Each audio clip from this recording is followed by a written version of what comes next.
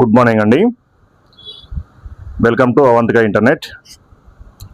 ఈరోజు ration card KYC అనే విషయం గురించి మాట్లాడుకుందామండి. సో తెలంగాణ ప్రభుత్వం రేషన్ కార్డు ఈ కేవైసీ అనే ప్రాసెస్ అనేది మొదలు పెట్టడం జరిగిందండి. సో యాక్చువల్గా లాస్ట్ మంత్ జూలై 31 వరకు మనకు కేవైసీ లాస్ట్ డేట్ ఉండేయండి. కాకపోతే అది ఎక్స్టెండ్ చేయడం జరిగిందండి.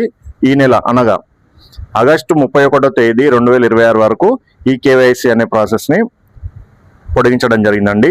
సో ఈ కేవైసీ ఎవరు చేసుకోవాలి? సో ఈ కేవైసీ అనేది ఏంటంటే లేటెస్ట్గా రేషన్ కార్డు వచ్చిన వాళ్ళు అనగా గత 6 నెలల క్రితం 6 నెలల నుండి మనకు కొత్త రేషన్ కార్డులు అనేది ఇష్యూ చేయడం జరిగిందండి. సో ఈ రేషన్ కార్డు వచ్చిన వాళ్ళు ఈ కేవైసీ చేసుకోవాలి. సో అండ్ నెక్స్ట్ 5 సంవత్సరాల లోపు ఉన్న పిల్లలకు ఈ కేవైసీ అవసరం లేదండి. 5 సంవత్సరాల తర్వాత ఎవరైతే పిల్లలు ఉన్నారో వాళ్ళు మొదట ఈ సేవా కేంద్రానికి వెళ్ళి వాళ్ళ బయోమెట్రిక్ అప్డేట్ చేసిన తర్వాత ఈ కేవైసీ అనేది చేసుకోవాల్సి ఉంటుందండి. సో ఈ కేవైసీ ప్రాసెస్ అనేది మీ సేవలో అనేది చేయడం లేదండి. ఓన్లీ రేషన్ డీలర్స్ వద్దనే కేవైసీ చేయడం జరుగుతుంది. సో అనగా మీరు 5 సంవత్సరాల లోపు పిల్లలు ఉన్న వాళ్ళు ఈ కేవైసీ అవసరం లేదు. 5 సంవత్సరాల తర్వాత ఉన్న పిల్లలు మాత్రమే ఈ కేవైసీ చేసుకోగలరు.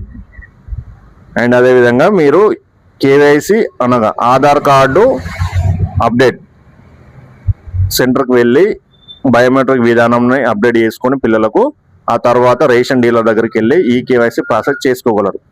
అండ్ నెక్స్ట్ ఇంకొక ముఖ్య విషయం అండి. సో కొంతమంది రేషన్ కార్డులో పేరుండి అనగా ఎగ్జాంపుల్ కొందరు ఫ్యామిలీ మెంబర్స్లో కొందరు ఫారెన్ కంట్రీస్ దుబాయ్ అటు ఇటు వెళ్ళిన వాళ్ళు ఉంటారు కదండి, వాళ్ళకు ఇప్పుడు లేటెస్ట్ అవకాశం ఉందండి. సో వాళ్ళు కూడా నియరెస్ట్ రేషన్ డీలర్ దగ్గరికి వెళ్ళి ఈ కేవైసీ ప్రాసెస్ అనేది చేసుకోండి. సో ఈ అవకాశం ఈ నెల 31 అనగా ఆగస్టు 31 తేదీ వరకు అవకాశం ఉందండి.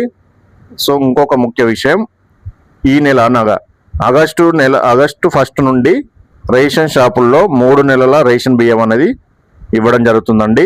సో ఇంకెవరైనా తీసుకున్న వాళ్ళు కూడా వెళ్ళి రేషన్ షాప్కి వెళ్ళి మీ యొక్క 3 months రేషన్ని తీసుకోగలరు.